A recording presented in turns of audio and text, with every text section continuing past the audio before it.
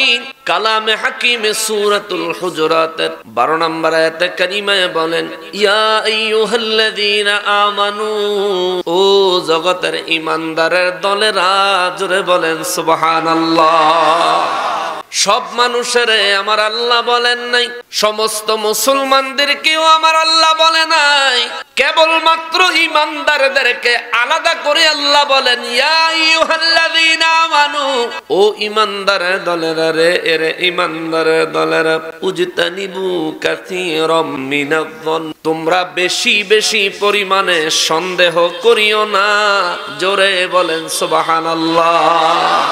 এ মুসলমান, বুঝে থাকলে জবাব দেন, আমাদের ভিতরে সন্দেহ কাজ করে কি করে না? সন্দেহ কাজ করে না? সন্দেহ করে অনেকেরই আমরা দোষারোপ করি, অনেকের উপর বিভিন্ন এমন ধারণা করি যেই কাজ এই বেচারা কোনোদিনও করার স্বপ্নেও ভাবা যায় না, এই লোক কোনোদিন এই কাজ করেও নাই, এমন বিষয়ের উপর অনেক সময় দেখা যায় আমরা সন্দেহ করি। এইটারে আল্লাহ কয় ধারণা করা। ও বান্দারে, ও বান্দা, তোমরা অন্তরে বেশি বেশি পরিমাণে ধারণা করিও না, ধারণা করিও না। কেন গো আল্লাহ? আল্লাহ বলেন, ইন্না বাদায-যন্নি ইসম, কেননা ধারণা অধিকাংশ সময়ে পাপে রূপান্তরিত হয়, জোরে বলেন নাউযুবিল্লাহ। অনেক বেশি পরিমাণে ধারণা করলে পাপ হতে পারে, সম্ভাবনা আছে, এই ঘোষণা দিলেন কে? জোরে বলেন কে? যেহেতু আল্লাহ বলেছেন অধিক পরিমাণে তোমরা ধারণা করিও না, সন্দেহ পোষণ অধিক পরিমাণে করিও না, তাইলে আমরা সন্দেহ করতে পারবো না? পারবো? সন্দেহ মানুষের সব শেষ করে। ধারণা, একজনের প্রতি ধারণা করে একটা কথা বলা মানুষের সব শেষ করে দেয়। ঝগড়া, ফাসাদ, মারামারি, মামলা মোকদ্দমা পর্যন্ত হয়ে যায় এই ধারণার উপর, বিশেষ করে ঝগড়া লাগিয়া, ঠিক কিনা কর? এই জন্য আল্লাহ কয়, বান্দা ও ঈমানদার, খবরদার ধারণা। সাহাবায়ে কেরাম বলেন, নবী গো রাহমাতুল লিল আলামিন, ইয়া রাসূলুল্লাহ, রব্বুল আলামিন বললেন আমরা যেন অধিক পরিমাণে ধারণা না করি। নবী গো, আমরা কি কোনো ধারণায় পারবো না? আবার নবী বলেন, পারবা। ইয়া রাসূলুল্লাহ, কোন ধারণা করতে আমার আল্লাহ নিষেধ করেছেন দয়া করে বলেন। আমার নবী বলেন, ধারণা হলো 4 প্রকার। সুবহানাল্লাহ কোন? কয় প্রকার ধারণা? কয় প্রকার? 1 নম্বরের ধারণা হলো ওয়াজিব ধারণা, 2 নম্বরের ধারণা হলো মুস্তাহাব ধারণা, 3 নম্বরের ধারণা হলো হারাম এবং নিষেধ ধারণা, 4 নম্বরের ধারণা হলো জায়েজ বৈধ ধারণা, অর্থাৎ এই ধারণা করলে সওয়াব নাই, গুনাহ নাই। এই হলো 4 প্রকারের ধারণা। সাহাবায়ে কেরাম বলেন, নবী গো, ও দয়াল নবীজি, ওয়াজিব ধারণা কারে কয়? ধারণা অন্তরে পোষণ করা ওয়াজিব। আমার নবী বলেন, স্বয়ং রব্বুল আলামিনকে রব হিসেবে, সবকিছুর সৃষ্টিকর্তা, দেনেওয়ালা হিসেবে সব সময় অন্তরে ধারণা পোষণ করা ঈমানদারের জন্য ওয়াজিব। চিৎকার দিয়া কোন সুবহানাল্লাহ। বাবারে, আমাদেরকে সৃষ্টি করলেন কে? এই জমিনে পাঠাইছেন কে? এখনো সুস্থ রাখছেন কে? আমাদের পরিবারের আত্মীয়রা যারা ইন্তেকাল করেছেন তাদেরকে মওত দিয়েছেন কে? যারা হাসপাতালে আছে তাদেরকে সুস্থ করতে পারে কে? আমাদেরকে রিজিক দেয় কে? এই জমিন কার? জোরে কন্যা, জমিন কার? কার জমিন? আজকে আমরা এখানে আসলাম, জান্নাতের বাগানের মেহমান আমাদেরকে বানাইলো কে? যারা বাড়িতে বৈশা রয়েছে তারা এই জান্নাতি মজলিস থেকে মাহরুম হইল। কথা বলেন ঠিক কিনা? তারা বাড়ির থেকে বয়ান শুনতেছে, আমরা এখানে এসে বয়ান শুনলাম। তাদের আর আমাদের মধ্যে পার্থক্য কোথায়? এই মুহূর্তে আমরা দুনিয়াতে থাকলেও আমরা জান্নাতের মেহমান।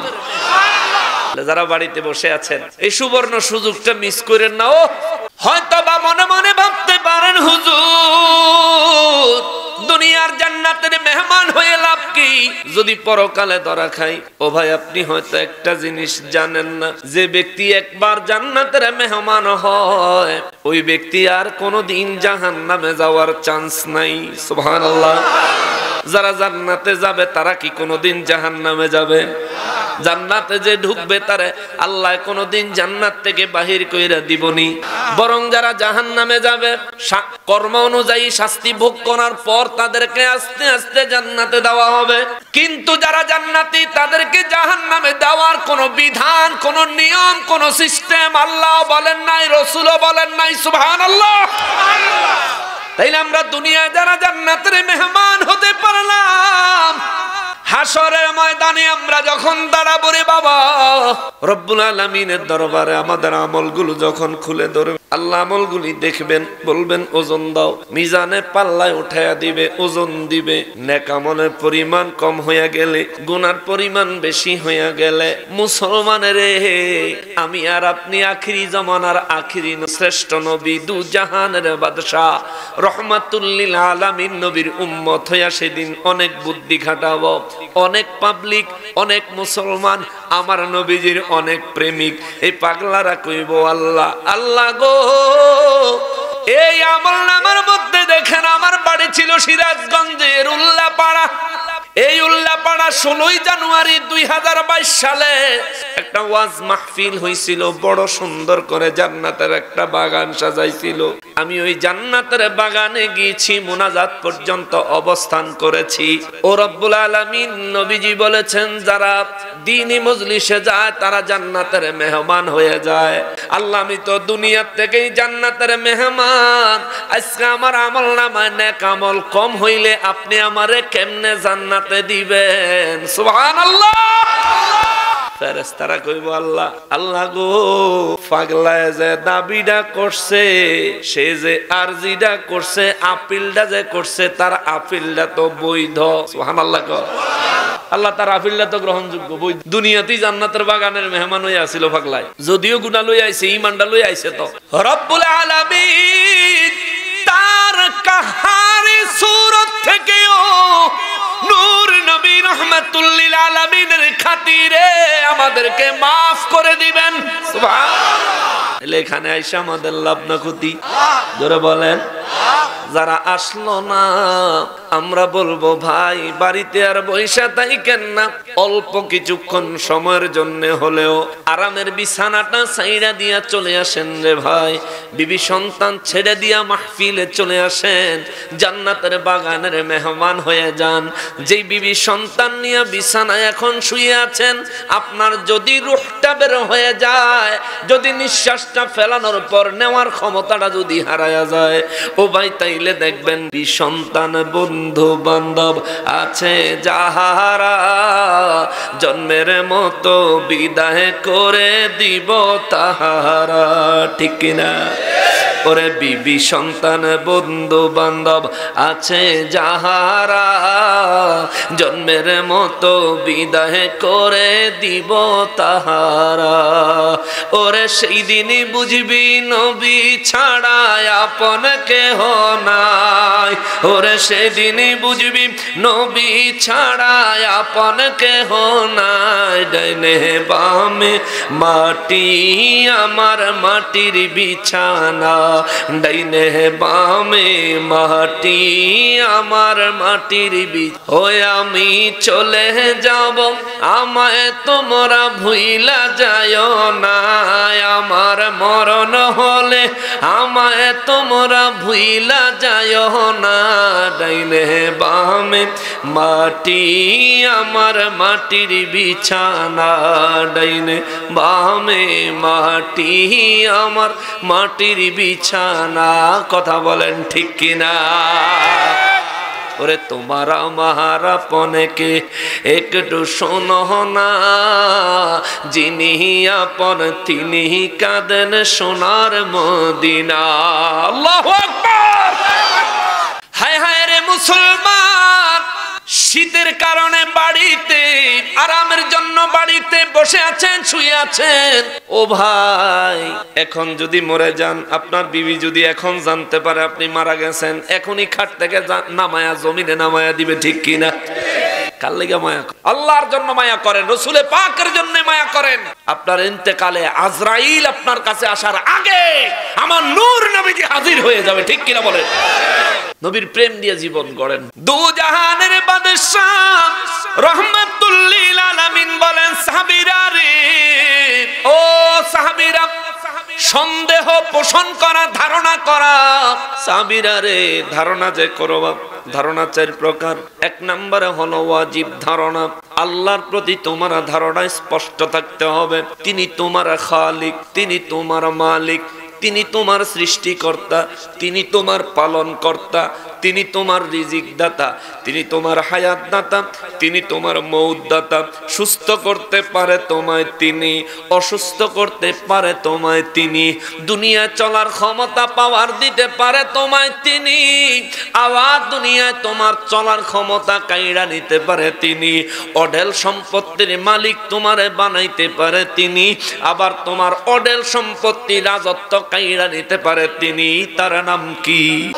জোরে কোন কি?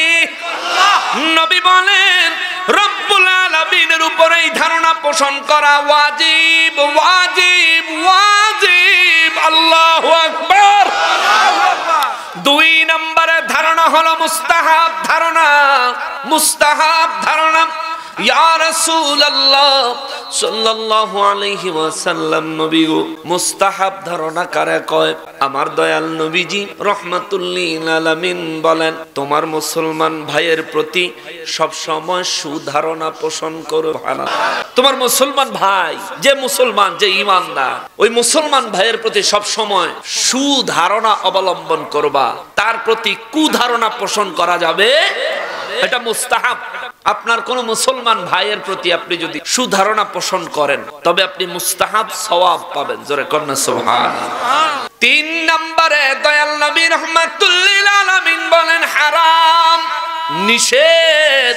এমন এক ধারণা আছে, হারাম ধারণা হলো আল্লাহর প্রতি কুধারণা পোষণ করা হারাম, মুমিন মুসলমান ভাইয়ের প্রতি কুধারণা পোষণ করা হারাম, এটা হলো হারাম। আর চার নম্বরে নবীজি বলেন জায়েজ, বৈধ ধারণা, সেটা হলো যে ব্যক্তি প্রকাশ্যে আল্লাহ এবং রসুলের দুশ্মনী করে, যে ব্যক্তি প্রকাশ্যে দ্বীন ইসলামের বিরোধিতা করে, যে ব্যক্তি প্রকাশ্যে অন্য মুসলমানের ক্ষতি করে, এই ব্যক্তির কার্যকলাপগুলি অন্যায়। সে অন্যায় করতেছে, সে ন্যায় কাজ করতেছে না, সে আল্লাহর অসন্তুষ্টি অর্জন করতেছে, সন্তুষ্টি অর্জন করতে পারতেছে না। সে পেয়ারা নবী দু জাহানের বাদশা রহমাতুল লিল আলামিনের মহব্বত অন্তরে পয়দা করতে পারে নাই, সে শয়তানের ওয়াসওয়াসায় লিপ্ত হয়ে গেছে। এই বিষয়ের উপর অন্তরে ধারণা রাখা, অন্তরে স্পষ্ট ধারণা রাখাটা বৈধ। জোরে কোন সুবহানাল্লাহ। তাহলে এবার সমাজে যারা শয়তানি করে হেগো বিরুদ্ধে, অন্তরে সঠিক ধারণা, স্পষ্ট ধারণা রাখাটা হালাল না হারাম? হালাল না হারাম? এটা বুঝছেন? ধারণা, সন্দেহ পুরুষের তুলনায় নারীদের অন্তরে কাজ করে বেশি, ঠিক নেই? আমার মা বোনদের অন্তরে বেশি সন্দেহ কাজ, কারণ সন্দেহ আল্লাহর পক্ষ থেকে আসে না, এটা শয়তানের পক্ষ থেকে আসে। আমার মা বোনেরা দেখবেন সন্দেহের বস, জামাই বাজারতে আসুক বা কাজের থেকে আসুক, আইলেই সন্দেহের উপর খালি কোনাচ্ছা কোনাচ্ছা কথা আছে না, এরকম কিছু এমন কথা কয়, বেচারা এমনি সারাদিন কষ্ট করে আইছে, শৈল্য নাই শান্তি, বাড়িতে আইছে একটু বিশ্রাম করবো, কি এর ঘরে ঢুকানোর আগেই শুরু করছে কোনাচ্ছাটা। আসলে এরকম যে করবো এটা আমার দয়াল নবীজি আগেই বলে দিই। নবীজি এক হাদিসে মোবারকের মধ্যে বলছেন, তুমি যদি তোমার বিবির 12 বছর সবকিছু ঠিকঠাক মতো দেও, 12 বছর পরে একদিন তুমি বাজারে গেছো, তোমার বিবি একটা জিনিস আনতে বলছে, তোমার আনতে ইচ্ছা ছিল কিন্তু মনে ছিল না, ভুলে গেছে, তুমি বাড়িতে আনার পরে দেখবা তোমার বিবি কইব, তোমার কাছে বিয়া বইয়া জীবনে কিছু পাইলাম। এটা হাদিস আছে, এটা আমার নবীজি বলছে, আল্লাহ তা করে বানাইছে। আমার মায়ের আগো আম্মা জানেরা, দু জাহানের বাদশা রহমাতুল লিল আলামিন আমার পেয়ারা নবীজি মেরাজ শরীফ থেকে আসার পরে নবীজি বললেন, উম্মতেরা রে, ও উম্মত, আমি নবী জান্নাত ভ্রমণ করেছি, জাহান্নাম ভ্রমণ করেছি। জাহান্নামে আমি পুরুষের তুলনায় নারীর সংখ্যা বেশি দেখছি। ইয়া রাসূলুল্লাহ সাল্লাল্লাহু আলাইহি ওয়াসাল্লাম, ওগো দয়াল নবীজি, পুরুষের তুলনায় নারীর সংখ্যা বেশি কেন? মহিলারা কান্নাকাটি শুরু করে দিল, পর্দার আড়ালে কান্নার রোল পড়ে গেল। মা বোনদের কান্না শুনে আমার নবীজি বলেন, দুই কারণে নারীদেরকে বেশি জাহান্নামে দেখছি। দুইটা আমল নারীরা বেশি বেশি করে, যেগুলো নেক আমল না, এগুলো বদ আমল। এই দুই আমলের কারণে নারীরা বেশি বেশি পরিমাণে জাহান্নামে যাবে। সমস্ত নারীরা দয়াল নবীজির কদমে সালাম দিয়া জানতে চাইল, ইয়া রাসূলুল্লাহ, দয়াল নবী গো দয়া করে জানাইয়া দেন কোন কারণে নারীরা বেশি জাহান্নামে যাবে। আমার নবী বলেন, এক নাম্বার কারণ হলো তারা স্বামীর প্রতি অকৃতজ্ঞ থাকে। জোরে বলেন নাউজুবিল্লাহ। স্বামীর প্রতি অকৃতজ্ঞতা। উল্লাপাড়া নাই, নাই নাই নাই নাই, উল্লাপাড়াও আছে। আমার মা বোনেরা গো, ও আমার উল্লাপাড়ার মা বোনেরা, বাড়িতে দায়িত্ব শুনছেন নি গো মা? আপনার চলাচলে মাঝে মাঝে স্বামীর অকৃতজ্ঞ হন, আপনার স্বামীর মনে কষ্ট। তার বাস্তব প্রমাণ জিগাইলাম আর কইল হুজুর আছে। তার মানে এই গ্রামে কষ্ট দেবেন না। আম্মা জান গো, ও আমার আম্মা জান, অনুরোধ করি, দুই হাত জোড় করে বলে যাই গো মা, স্বামী যদি ভালো খাবার দিতে না পারে, মা অকৃতজ্ঞ হয়েন না। যা পাইছেন তাতে শুকরিয়া আদায় করবেন। কেননা হয়তো আপনার স্বামী আপনার জন্য সামান্য খাবার 3 বেলা আয়োজন করতে পারে। অনেকের স্বামী আছে 3 বেলা খানাও দিতে পারেন, আছে না বাবা? অনেকের স্বামী আছে 3 বেলা খাবার জোগাড়ও করতে পারেন। মা আপনারা তো আল্লাহ তার থেকে ভালো রাখছে, ওদিকে তাকায় আপনি শুকর আদায় করেন আলহামদুলিল্লাহ। কথা বলেন ঠিক কিনা? আমার আম্মা জানেরা, ও আম্মা জানেরা গো, যদি আপনার স্বামী আপনার জন্য ঈদের সময় কম দামি কাপড় আনে গো মা, আপনি শুকর আদায় করিয়েন। কেননা ওই ব্যক্তির দিকে তাকায়েন যে ব্যক্তি হারাম পন্থায় পয়সা অর্জন করে, পয়সা কামাই করে তার বিবিরে অনেক আলিশান দরজমণ্ডিত শাড়ি দিছে, দামি শাড়ি দিছে, কিন্তু আপনার স্বামী হালাল ভাবে কামাই করে আপনারা কম দামি কাপড় দিলেও ও মা আপনি শুকরিয়া আদায় করবেন এই বলে যে, আল্লাহ আমার কম দামি বেশি দামি বুঝি না, আমার স্বামী আমারে হালাল ভাবে যেইটুকু এনে দিছে আমি শুকর আদায় করি আলহামদুলিল্লাহ। কথা বলেন ঠিক কিনা? এইভাবে শুকর আদায় করবেন মা, তাইলে আপনার জন্য জাহান্নাম অবধারিত হবে না। আস্তে আস্তে এভাবে শুকর গুজারি হলে আল্লাহ আল্লাহর রাসূল আপনার উপর সন্তুষ্ট হয়ে যাবে। দুনিয়ায় থাকা অবস্থায় আপনার কাছে জান্নাতের সুসংবাদ আসবে। সুবহানাল্লাহ। এই জন্যে বাবাজিরা, দু জাহানের বাদশা রহমাতুল লিল আলামিন আমার নূর নবীজি বলেন, উম্মতেরে মহিলাদেরকে আমি নবী দুই কারণে জাহান্নামে বেশি দেখছি। এক নম্বরে তারা স্বামীর অকৃতজ্ঞ হয়, দ্বিতীয় নম্বরে আমার নবীজি বলেন তারা বেশি বেশি আল্লাহর গজব ডাকে, বেশি বেশি আল্লাহর গজব ডাকে। ঝগড়া লাগলে কয় আল্লাহ ঠাডা ফালাস না করে, আল্লাহ যাইতাছে আর ফিরে আনিস না, বিদেশ যাইতাছে বিমানের তেনে আর নামাইস না। কয় নি এরকম? বলেনি এরকম? আবার নিজে নামাজ পড়ে না এক ওয়াক্ত, এরপরে কাপড়ের আসল ফাইতে কয় আল্লাহ 5 ওয়াক্তর এক ওয়াক্ত কইলাম ঠাডা ফালা। কয়নি এরকম? উল্লে ফাড়া এগুলি নাই, আমরা ওদিকে আছে আর কি, এটা কইলাম টাকা ঝগড়া লাগিয়া। হ্যাঁ, জামাইরাও ঝগড়া লাগিয়া কয় আল্লাহ হারে বর্ষ করে দে, হারে শেষ করে দে, হারে ধ্বংস করে দে। আরে বেকল, হ্যাঁ যদি শেষ হয়ে যায় তোর কি হইব?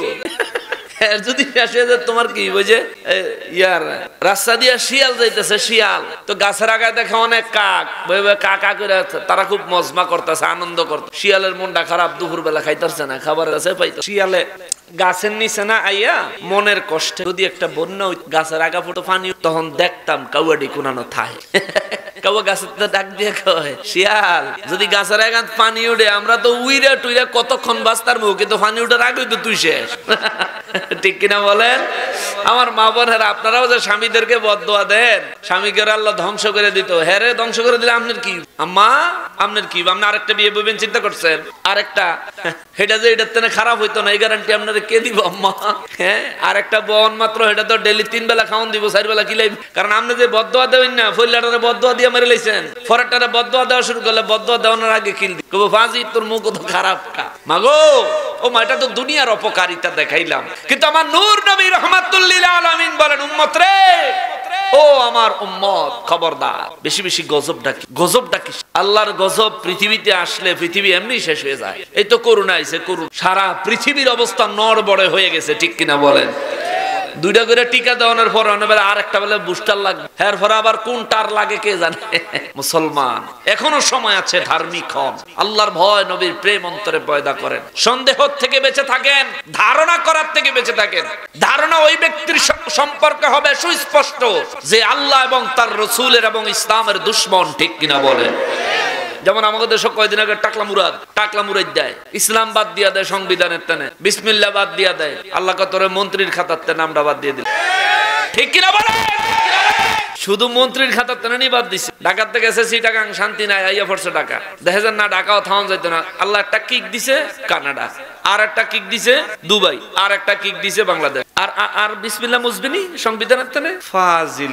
আবু জাহিল, উতবা, সাইবা, মুগিরা, ফেরাউন, নমরুদ সব ফেল হয়ে গেল, তুই বুঝাইছ কইতে, ঠিক কিনা কর? সব শেষ হয়ে গেছে। আবু জাহিল্লার বাড়ির টয়লেট, আর ফেরাউনের তো সেঙ্গি দিয়ে থইছে, মরার পরও সেঙ্গি দিয়ে রাখছে, বিশর গিয়া দেন অন বেটকি দিয়ে রইছে। আল্লাহ মুসলমানের নারী, আমার পেয়ারা নবী রহমাতুল লিল আলামিনের উম্মতের নারী, রব্বুল আলামিন কয় ইমানদার ও ইমানদার, অধিক পরিমাণে ধারণা করার থেকে তোমরা বেঁচে থাকো, খবরদার অধিক পরিমাণে ধারণা করবা না। কিছুদিন আগে আমি গুনাহগারের নামে অনেক বেশি কিছু কথা বাইরেছিল, আমি বলে 4টা-5টা বিয়ে করছি, 4টা-5টা বলে বিয়ে করছি, 4 নম্বর বউ বলে মামলা করছে, এই করছে সেই করছে, কি মিথ্যা কথা। আল্লাহর কোরআন শরীফ হাতে, আল্লাহর কসম, আমি এই মিথ্যা অপবাদ যারা আমারে দিছে হ্যাগো বিচার হইবনি। কোরআন শরীফে একটা আয়াত আল্লাহ বলছেন, তোমরা মুসলমানকে অপবাদ, যদি কাউরে অপবাদ দাও তাইলে তার বিরুদ্ধে যেই কথাটা বলছো এটা যদি সত্য না হয়, ওই অপবাদের তত্ত্ব, ওই অপবাদের লজ্জা আমি আল্লাহ তোমার গলায় ঝুলাই দিব। তা আমার বিরুদ্ধে উল্টাপাল্টা কথা কইছে, কয়দিন পরে দেখি মামুনুল হকে সোনারগাঁও ধরা খায়, মানে হেগো দলের হুজুরের এন্দা বাবুনগর হিসাব ধরা খাইলো, হেবেরা বলে 250 কোটি টাকার সম্পদ।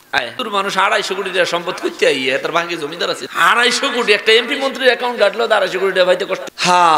মুসলমান খবরদার, এই ধরনের ধারণা থেকে চক্রান্ত করে একজনের বিরুদ্ধে বদনাম রটানো যায়, কিন্তু প্রমাণ করা যায় না।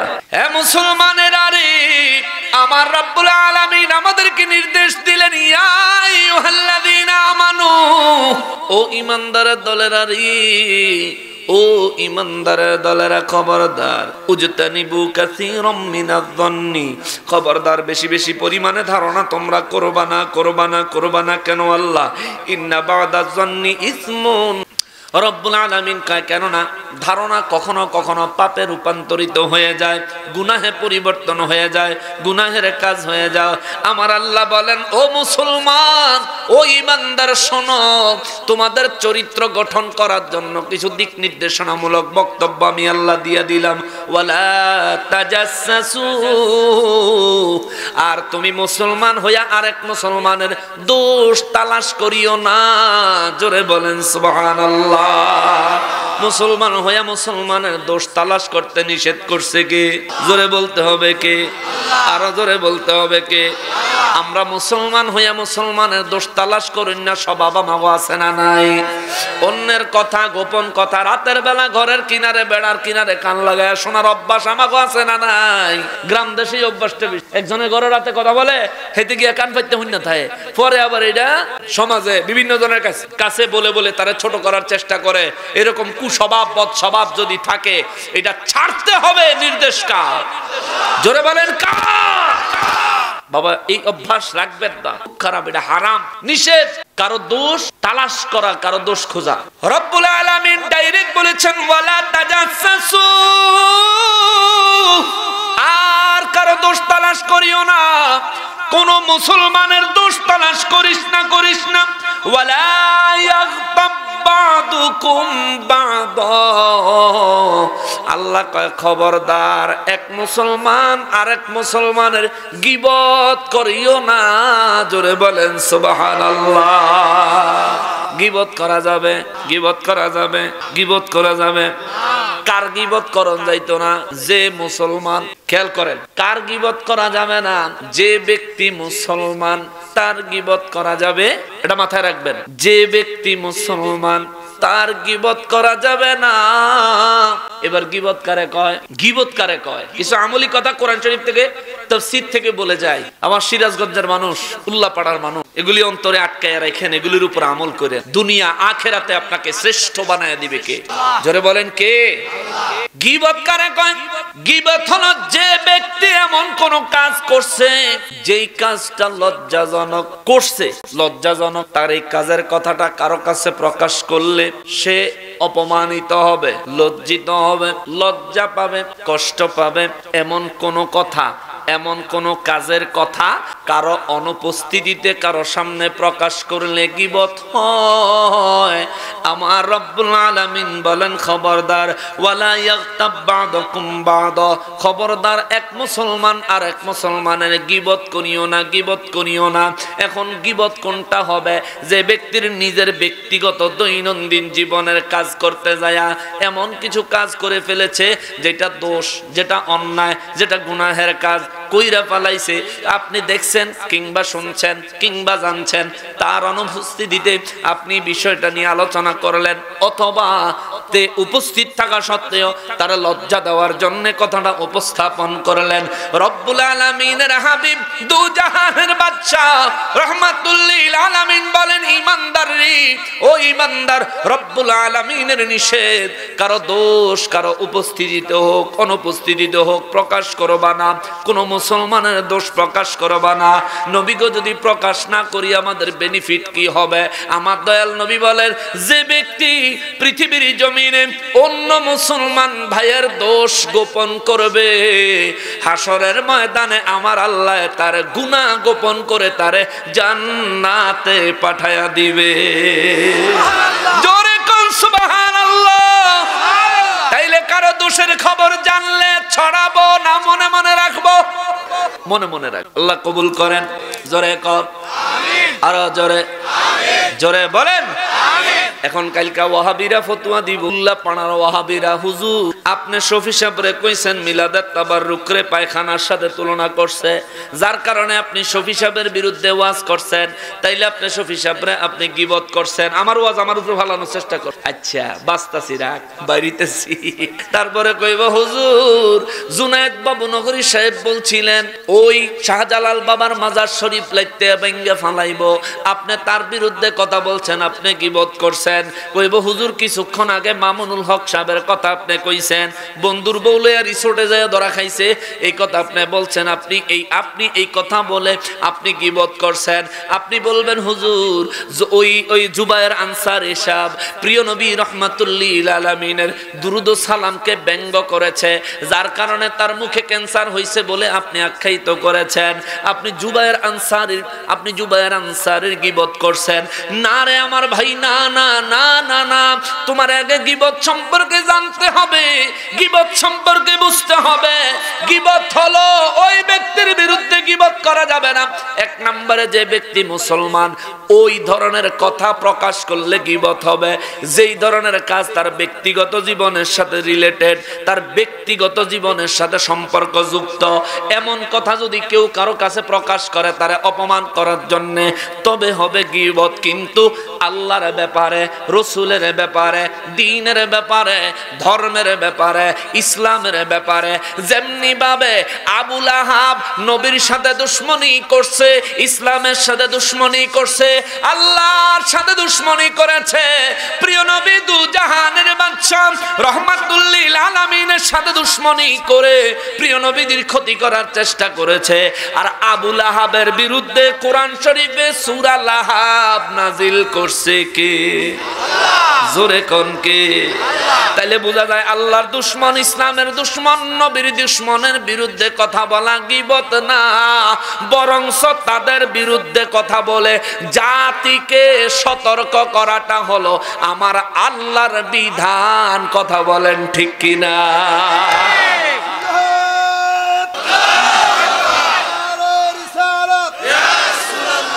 মুআজ্জাজ মুকাররম আইসি পরে আমনগো খালি লিল্লাহে তাকবীর, লিল্লাহে তাকবীর শুন, সারা জীবন নারায়ে তাকবীর, আল্লাহু আকবার। এর আগে তো এটাই দিছেন নাকি? এখন আবার লিল্লাহে তাকবীর, এটা চেঞ্জ না কইরা নারায়ে তাকবীর রাখাটাই ভালো, যেহেতু পরে নারায়ে রিসালাত, নারায়ে তাকবীর, নারায়ে রিসালাত, এটা মিলে। কিন্তু দুঃখের বিষয় হলো এখন আপডেট আমাদের দেশে আমির হামজা সাহেব মৌলভী সাহেব হেমিয়া কইছিল বলে আগের পুরান তাফসীর চলতে বানান লাগবে। হেমি আবার ওয়াজ করছে এই বাংলাদেশে যদি করুণা ইয়ে তাহলে আল্লাহর কোরআন মিছা হয়। জোরে কইলেন না? বাংলাদেশে করুণা ইয়ে নাই, কথা কয় না ইয়ে নাই, তাহলে এই বেদ ফেজন কইলো কোরআন শরীফ মিস হয়ে গেছে। মানে হেতারে 3 রাস্তার মোড় খাড়া করে জুতা দিয়ে ফিটান দরকার ছিল নি, কথা কোন দরকার ছিল নি? এদেরকে জনসম্মুখে ফাঁসি দেওয়া দরকার, এরা কোরআন অবমাননা করে। এমনকি বাইতুল্লাহ শরীফের ব্যাপারেও বাজে কথা বলছে, বললো যে কাবা শরীফের দিকে ফাও দিয়া ঘুমাইলে কোন চিন্তা করে। হ্যাঁ, এগো বিরুদ্ধে কথা বলা আমাদের দায়িত্ব, দরকার আছে না নাই? অনেকে হয়তো কইবেন না হুজুর হ্যাঁ কথা হ্যাঁ কোক আমনের কথা আমনে কোক। আমনের থেকে ইসলাম প্রচার কিভাবে করতে হবে, ইসলামে নবীর দুশমন, আল্লাহর দুশমন, ইসলামের দুশমনদেরকে কিভাবে শায়েস্তা করতে হবে এটা আলেমদের শিখতে হবে না। আলেমরা পড়ালেখা করে শিক্ষা তারপর স্টেজে বসছে, ঠিক কিনা বলেন? অপরাধ করা আর অপরাধ একজন করতেছে দেখে চুপ করে থাকা দুইজনের সমান। অন্যায় যে করে এবং অন্যায় যে সহে উভয়ে সমান অপরাধ। এটা তো বাংলা সাহিত্যের কথা রে বাপ। আপনার তো এটুকু জেনারেল নলেজ থাকা দরকার। আল্লাহর ঘর বাইতুল্লাহ শরীফের দিকে পা দিয়ে ঘুমানো যায়, পা দিয়ে ঘুমানো যায়, আর ওই কাবা শরীফের দিকে পশ্চিম দিকে তো থুতুও ফেলানো যায় না, ঠিক কিনা বলেন? যার কারণে আপনাদের মসজিদে পশ্চিম পাশে জানালা আছে নি? কথা বলেন, জানলা আছে কেন? পশ্চিম পাশের ওয়ালে কি জানলা দেওয়া যাইতো না? যাইতো, কিন্তু দেয় না কেন? আলেমরা কেন পশ্চিম দিকে জানলা দিতে দেয় না? ভুল করেও কেউ যদি পশ্চিম দিকে, সুবহানাল্লাহ কর না, সুবহানাল্লাহ, অর্থাৎ কাবার দিকে থুতুও ফেলা যায় না। ওই কাবার দিকে যারা পা দিয়ে ঘুমানোর জন্য জায়েজ ফতোয়া দিতে চায়, আমরা বুঝতে পেরেছি এরা ইহুদিদের দালাল। জিন্দাবাদ। এ কেমন কথা যে বাইতুল্লাহ শরীফের দিকে ফিরে সেজদা করি, সে বাইতুল্লাহর দিকে পা দিয়া ঘুমাইতে অসুবিধা নাই? হ্যাঁ, বড় উল্টা পাল্টা কথা। আবার এই মৌলবী সাহেবরা আইলে আবার দেখবেন যে জায়গা হয়, হ্যাঁ অনেক হেরার ওয়াজ, আবার ক্যামেরা, আমরা ওয়াজে কত আমরা ওয়াজে তো 15-20টা থাকে বা 10-12টা থাকে, কিন্তু হেরার ওয়াজ আবার ক্যামেরা থাকে 20-50, অনেক ক্যামেরা থাকে। আমার মিডিয়ার বাইরে আছে, হেরার ওয়াজ আবার বেশি ভিউ হয় বেশি। এই ধরনের মৌলবীদেরকে সমাজ থেকে বয়কট করা দরকার আছে। আপনার এলাকায় আশেপাশে যদি শোনেন এই ধরনের কেউ আসছে, তার ওয়াজ শুনতে যাইবেন? এটার কি ওয়াজ কি? যে আল্লাহর কোরআনুল কারীমকে, পৃথিবীর কোন বিষয়ের উপর আল্লাহর কোরআন শরীফকে বাজি লাগাইয়া দেওয়ার অধিকার আমার আছে? যে নবী কোরআনুল কারীম আনছেন ওই নবী তো কোন কথা বলেন? যে আল্লাহ কোরআনুল কারীম দিয়েছেন ওই আল্লাহ তো এমন কথা কোনোদিন বলেন? তো তুমি কে এই কথা বলার যে এই দেশে করুণা আসলে কোরআন নেই? হায় হায় হায় হায়, আল্লাহ হেদায়েত নসিব। জোরে বলেন আমিন। এবার যারা এই ধরনের কথা বলে তাদের বিরুদ্ধে কথা বলা, হাদিসে রাসূলে পাক নির্দেশ দিয়েছেন, শোনো, ইসলামে আঘাত করে যারা কথা বলবে, আল্লাহ এবং তার রাসূলের দুশমনী যাদের কথায় কাজে প্রমাণ হবে, তাদের বিরুদ্ধে ওপেনে কথা বলে আমার সাধারণ উম্মতদেরকে সতর্ক করে দিবে। এটাই আলেমদের দায়িত্ব। জোরে বলেন না সুবহানাল্লাহ। এটা আলেমদের দায়িত্ব। চোর চিনিয়ে দিতে হবে, ইমানদার চিনিয়ে দিতে হবে, কে আপনার ভাই কে আপনার দুশমন এটা চিনিয়ে দেওয়া প্রত্যেকজন আলেমের দায়িত্ব। এই জন্য বাধ্য হয়ে তাদের বিরুদ্ধে আমাদেরকে কথা বলতে। তবে তাদের নাম নেওয়া আমি গুনাহগারের প্রয়োজন হতো না যদি মিডিয়ার যুগ না হতো। যেহেতু মিডিয়ার যুগ, সবার মোবাইলে ঘরে ঘরে তাদের বক্তব্যগুলো চলে যায়। গেলে আমার মুসলমান, আমার প্রিয় নবীর মহব্বতের উম্মতেরা তাদের কথা শুনে চিন্তা করে, অত বড় হুজুর, এতগুলি ক্যামেরা, এতগুলি মাইক্রোফোন, এতগুলি মানুষ, হেরাকে আর ভুলভাল কইব, তাহলে আমি এতদিন জানছি যে এটাই মনে হয়। এই কথা চিন্তা করে আলেমের কথার উপর বিশ্বাস করে, সরল মনা মুসলমান, তো সরল মনা মুসলমান আলেমের কথার উপর বিশ্বাস করে আপনারা যখন নিজেদের ঈমান হারাইতে বসেন, তখন আমাদের উপর ফরজ হয়ে যায় তাদের কথাগুলো সত্য না মিথ্যা কোরআন সুন্নাহ দিয়া যাচাই করে আপনাদের সামনে তুলে ধরা। এই ফরজ কাজটা আমরা পালন। হয়তোবা রাগ করতে পারেন, বাবা আপনার খুশির জন্য আমি এই কাজ নেই নাই, আমি এই কাজ দিছি আমার আল্লাহ এবং দয়াল নবীজির খুশির জন্য। জোরে বলেন সুবহানাল্লাহ। আপনি যদি খুশি থাকেন আলহামদুলিল্লাহ, যদি খুশি না থাকেন সমস্যা নাই। আমারে মারবেন, কাটবেন, ধরবেন, এই করবেন, সেই করবেন, গাল দিবেন, আমার বিরুদ্ধে লেখালেখি করবেন, কিচ্ছু আসে যায় না, কিচ্ছু আসে যায় না। আমার মদিনার কামলিওয়ালা নবীর উপর মক্কাবাসী কম নির্যাতন করে নাই, তায়েফবাসী কম নির্যাতন করে নাই। 3 বছর পর্যন্ত নবীজি রহমাতুল্লিল আলামিনকে সপরিবারে অবরুদ্ধ করে পর্যন্ত রাখছেন। মক্কা মুআজ্জামা থেকে মদিনা শরীফে হিজরত করতে বাধ্য পর্যন্ত করছেন। সেই মদিনা মুনাফফারা থেকে উমরা হজ পালন করার জন্য এই বাবলা গাছের নিচে আমার দয়াল নবী হুদাইবিয়া নামক জায়গা পর্যন্ত আসার পরেও মক্কা মুআজ্জামায় হজ করতে ঢুকতে দেয় নাই, চক্রান্ত করছে। কিন্তু সব শেষে ইসলামের বিজয় হয়েছে, ঠিক কিনা বলেন? শুধু সবর করতে হবে, শুধু সবর করতে হবে। নির্যাতন নিপীড়ন সহ্য করবেন, এক সময় দেখবেন আল্লাহ বলছেন বান্দা তুমি আহত হও কিন্তু নিহত হইও না। তুমি আহত হইছো, মন মইরো না, মন মারিস না বেটা, ধৈর্য ধর। আমি আল্লাহর উপর তাওয়াক্কাল রাখো। নাসরুম মিনাল্লাহ, আমি আল্লাহ তোমার সাহায্য করব। ওয়া ফাতহুন করিব, আর আমার সাহায্যের উপর তুমি যদি ভরসা রাখো খুব তাড়াতাড়ি আমি আল্লাহ তোমাকে বিজয় দান করব। তাহলে আমাদের প্রয়োজন যে জিনিসটা, এই জিনিসটার নাম হলো ধৈর্য। এই জন্য গীবতের কথা যখন আসলো আমার ভাই, হযরত ইমাম হাসান রাদিয়াল্লাহু তাআলা আনহু বলেন তিন ব্যক্তির কোনো সম্মান নাই। তিন ব্যক্তির কোনো সম্মান, যার সম্মান আছে হের দোষ প্রকাশ করলে অসম্মান হইব, ওইটা গীবত হইব। কিন্তু যার সম্মানই নাই তার বিরুদ্ধে কথা বললে তার অসম্মান হওয়ার কোনো চান্স আছে? এটা কিন্তু আমার বানানো কথা না, তাফসীরে খাজান থেকে বলছি বাবা। ইমাম হাসান রাদিয়াল্লাহু তাআলা আনহু হযরতে ফাতেমা রাদিয়াল্লাহু তাআলা আনহার সন্তান, হযরতে আলী রাদিয়াল্লাহু তাআলা আনহুর সন্তান, প্রিয় নবীজির নাতি, আহলে বাইতের সদস্য, জান্নাতের যুবকদের সরদার। ওই ইমাম হাসান রাদিয়াল্লাহু তাআলা আনহু বলেন তিন ব্যক্তির কোনো সম্মান নাই, তিন ব্যক্তির কোনো সম্মান নাই। এই তিন ব্যক্তি কারা? তিনি বলেন এক নম্বরে হইল বদমাযহাবী। বদমাযহাবী, আপনাদের সমাজে মাযহাব মানে না এমন মানুষ আছে না নাই? এদের কোনো সম্মান নাই। হাদিসে হযরতে হাসান বসরি রাদিয়াল্লাহু, হযরতে ইমাম হাসান রাদিয়াল্লাহু তাআলা আনহু বর্ণনা করেছেন, জোরে বলেন সুবহানাল্লাহ। আহলে বাইতের সদস্য বলছে এদের কোনো সম্মান, কথা কন না, এদের কোনো সম্মান। তাইলে আহলে হাদিসদের বিরুদ্ধে, লামাযহাবীদের বিরুদ্ধে কথা বলা আমাদের প্রত্যেকটা মুসলমানের দায়িত্ব, ঠিক কিনা বলেন?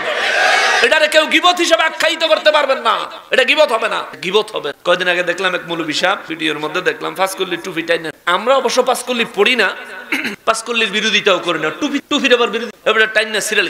এই আহলে হাদিসের মুজাফফর বিন মুহসিন এই ব্যাক কলে কিছুদিন আগে কইছে বলে আমরা নবীজির থেকে বেশি বুঝি, কারণ নবীজির ডিগ্রি ছিল না, আমরা ডিগ্রি আছে। জোরে কইলেন না, আরো জোরে কইলেন না। এই ছাগলে কয় কি?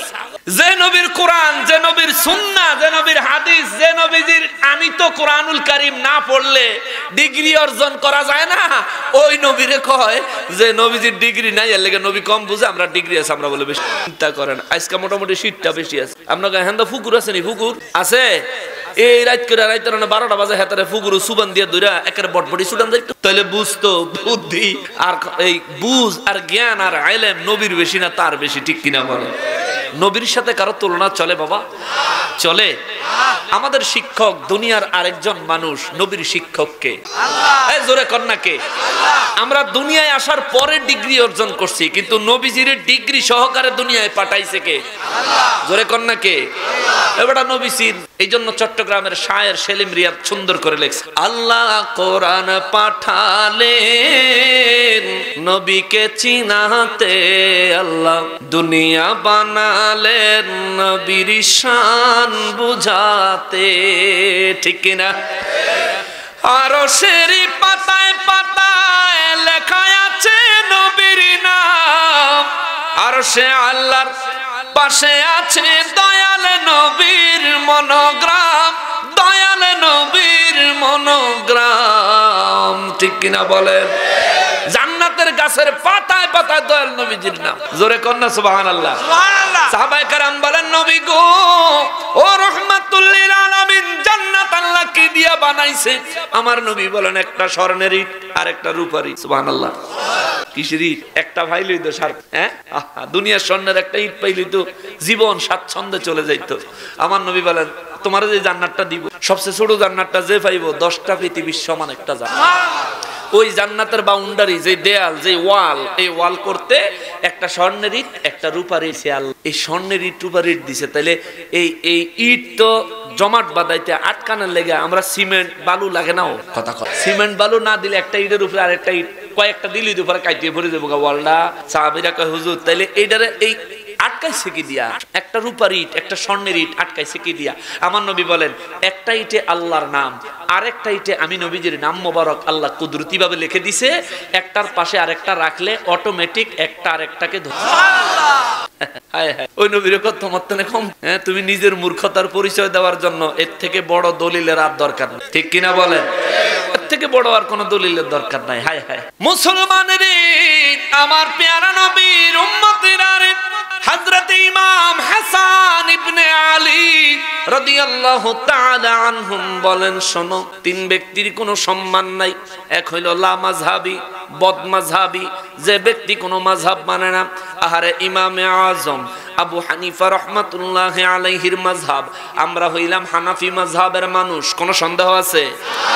এখন মাযহাব মানেন না এমন কেউ আছেন? একটু হাত উঠাইয়েন বাজান, লজ্জার বিষয় না, আপনি আপনার মতে থাকতে পারেন, কিন্তু আমি আপনার আজকে একটা সমাধান দিয়ে যাব। মাযহাব মানেন না এমন কোন মানুষ নেই যে আমি মাযহাব মানি না, নাই না? আচ্ছা আলহামদুলিল্লাহ, না থাকে। যদি কেউ মাযহাব না মানুন না থাকেন, আমি বলবো ভাই, মাযহাব মানা এর মানে হচ্ছে কোন একজনের দেখানো পথ অনুসরণ, কোন একজনের দেখানো পথ অনুসরণ করা। ইমামে আজম আবু হানিফা রহমাতুল্লাহি আলাইহি হানাফি মাযহাব আমরা কেন মানি? কারণ তিনি হচ্ছেন এমন এক ব্যক্তি যিনি সরাসরি সাহাবীদের থেকে হাদিস কালেকশন করছেন।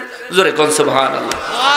সরাসরি সাহাবীদের থেকে তিনি হাদিস কালেকশন করছেন। ওনার নাম হলো আবু নোমান। বলবেন হুজুর, উনি যে সাহাবীদের থেকে হাদিস কালেকশন করছেন তার প্রমাণ কি? হজ করতে গেছেন, এখানে হাজী সাহেব আছেন নাকি? মাশাআল্লাহ, আমার বাজান আর আছেন নাকি হাজী সাহেব? ও মাশাআল্লাহ, আমার বাইরেও গেছে। এই মদিনা শরীফে, মসজিদে নববী শরীফের প্রত্যেকটা দরজার সাথে যে পিলার উঠছে, এই পিলারের উপরে একটা জায়গায় খোদাই করে কিছু নাম আছে, প্রত্যেকটা দরজার পাশে। ওই জায়গায় মসজিদে নববী শরীফে আজও ইমাম আবু হানিফা রাহমাতুল্লাহি আলাইহির নাম আবু নোমান লেখা আছে। আজও আপনি অনলাইনে ইন্টারনেটে যুক্ত, আপনার ওখানে যাওয়া লাগে। আমার যুবক ভাইরা, তুমি গুগলে সার্চ যে ইমাম আবু হানিফার নাম মদিনা শরীফের মসজিদে নববীতে, এরকম ভাবে তুমি লেখা গুগল একটা সার্চ দিও, দেখবা সুন্দর ছবি চলে আসে। তাহলে যে ব্যক্তির নাম মসজিদে নববী শরীফে সাহাবায়ে কেরামের নামের পাশে জায়গা পাইলো, আমার কি তারে মানা দরকার আছে না নাই? আমি তাকে মানব। এখন তুমি বলবা যে না হুজুর, আমি তারে মানি না, তারে মানতই না, আমি মাযহাব মানবো কেন? আমার কাছে কোরআন আছে, হাদিস। তুমি কোরআন আছে, হাদিস আছে, তুমি যে মাযহাব মানো না কও ভাই, তুমি তো কোন একজন ইমাম সাহেবের কথা শুননা সেনা এই কথা কইতা, ঠিক না? তো তুমি মাযহাবের ইমাম ইমাম আবু হানিফারে মানো না, তুমি কোন মসজিদের ইমাম হেতেরে মান না? ইমাম আবু হানিফা রাহমাতুল্লাহ আলাইহির বাদ দিয়া তুমি কও তুমি কোরআন আছে, হাদিস আছে, আর মাযহাব দরকার কি, ইমাম দরকার কি? দুরুবেয়াক্কল। এমন কথা কেউ যদি কয় তারে দাওয়াত দিবেন। মাযহাব না মানেন না যদি কোনো হুজুর থাকে তারে দাওয়াত দিবেন, দিয়ে তারে কইবেন বলে হুজুর আমার বাড়ি দাওয়াত, আইলে ভাত তরকারি গোশত মাংস যা আছে সব দিবেন, শুধু পানি, সব শুধু পানি। যদি বলে যে পানি দিবেন না কি লিগা, আমার পানি দেন, বলে হুজুর ভাত যখন রাঁধছি তখন পানি দিয়েই রান। ভাত পানি দিয়ে রাঁধছে না হুজুর? তরকারি যে রান্না করছি পানি দিয়ে রান্না করছি হুজুর। এই যে ডাল ডুল যা দেখছেন সব কিছু পানি লাগছে, পানি দিয়ে রান্না করছি, এক্সট্রা পানি আপনাকে দেওয়া যাবে না, কারণ আপনি মাযহাব মানেন না। যদি মাযহাব মানেন তাইলে এক্সট্রা পানি আপনাদের দেওয়া যাইব। কথা কোন ঠিক কিনা? ভাত তরকারি বিত্তে পানি থাকতে আবার আলাদা পানির দরকার কি? কোরআন হাদিস থাকতে যেমন কয় মাযহাব দরকার কি, তাহলে ভাত তরকারি বিত্তে পানি থাকতে আলাদা পানির দরকারটা কি?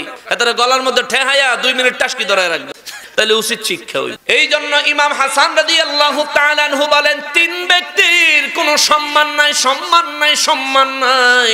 যারা বদ মাযহাবী তাদের কোনো সম্মান নাই। অতএব যারা লা মাযহাবী হইয়া আমার দয়াল নবীজির এক মৌলবী সাহেব কইল, আমার নবীজির কয় যে নবী নূর, হে নবী তালাক। আয় হায় হায়, নাউজুবিল্লাহ কন্না। চিন্তা করেন, তালাকের বিধান কি নবীর উপরে চলবো? এটা তো বউর লেগা। এ ব্যাক করলে এটাও জানে, ব্যাক করলে এটাও জানে। মুসলমানের এই জন্য কেউ যদি লা মাযহাবী হয়, বদ মাযহাবের অনুসারী হয়, হক মাযহাব ছেড়ে দিয়া কেউ যদি বদ মাযহাবের প্রচার প্রসার চালায়, হঠাৎ করে দেখবেন মসজিদ হইয়া সারা জীবন নামাজ পড়ছেন, ইসাদ বান্দা ফট করে দেখবেন বুড়ালে সারা জীবন নামাজ পড়ছে, 2 পায়ের মাঝখানে 4 আঙ্গুল ফাঁকা রাখা, হঠাৎ করে দেখবেন মসজিদে 3 জনে জাগালে হাতে একলা দাঁড়াইছে। আবার নামাজে রুকুত যাইবেন, হঠাৎ করে এই রুকুত সেজদাত যাইবেন, আবার ইমাম সাহেব ওয়ালা দল্লিন কইতে দেরি, আমিন কইয়া চিল্লানি দিতে দেরি না। আসেনি এরকম? ওরে আমার ভাই রে, ও আমার ভাই, নামাজে কতটুকু পা ফাঁকা করে দাঁড়াইতে হবে, নামাজের রফউল ইয়াদাইন বারবার হাত তুলতে হবে কি হবে না, নামাজে সূরা ফাতিহার পর আমিন জোরে বলবে কি বলবে না, নামাজ শেষে মুনাজাত দোয়া করবে কি করবে না, এই সব বিষয়ের উপর মাযহাবের ইমামেরা শত শত বছর আগে, হাজার বছর আগে সমাধান দিয়া গেছে। নতুন করে যারা ফিতনা লাগাইতে চাইতেছে আমার ভাই, তার মাথায় টুপি যত বড় হোক, পাগড়ি যত বড় হোক, জুব্বা যত সুন্দর হোক, কোরআন তেলাওয়াত যত সুন্দর হোক, আল্লাহর কোরআন হাতে নিয়ে বলি আল্লাহর কসম তোমার এসে জাহান্নামের দিকে টানতেছে। ঠিক কি না বলেন ভাই? তোমার জাহান্নামের দিকে টানতেছে, খবরদার এই ফিতনা থেকে থাকো। কিছুদিন আগে আমার দেশে একটা জঙ্গি হামলা হয়েছিল গুলশানে হলি আর্টিজান হোটেলে। সেই জঙ্গি হামলার পরে র‍্যাব বাহিনী দেশের বিভিন্ন জায়গায় অভিযান চালাইছে, চালায়া কিছু জঙ্গিদেরকে র‍্যাব এই প্রশাসনিকভাবে গুলি করে হত্যা করছে। এই জঙ্গিগুলোর দেখা গেছে এগুলি ম্যাক্সিমাম আহলে হাদিস 90%, বাকি 10% বলে তাবলিগলারা, জোরে কর নাউজুবিল্লাহ। কিন্তু আলহামদুলিল্লাহ কোন সুন্নি মুসলমান জঙ্গিবাদের সাথে সম্পৃক্ত ছিল কিনা? ছিল। ভবিষ্যতেও পাবেন না, কেননা যার হৃদয়ে নূর নবীর আদর্শ আছে ওই ব্যক্তির দ্বারা কখনো দেশ তো দূরে থাক অন্য মানুষেরও ক্ষতি হতে পারে না। দেশ তো দূরে থাক অন্য মানুষ নবীর আদর্শে অন্য মানুষের ক্ষতি করা সমর্থন করে।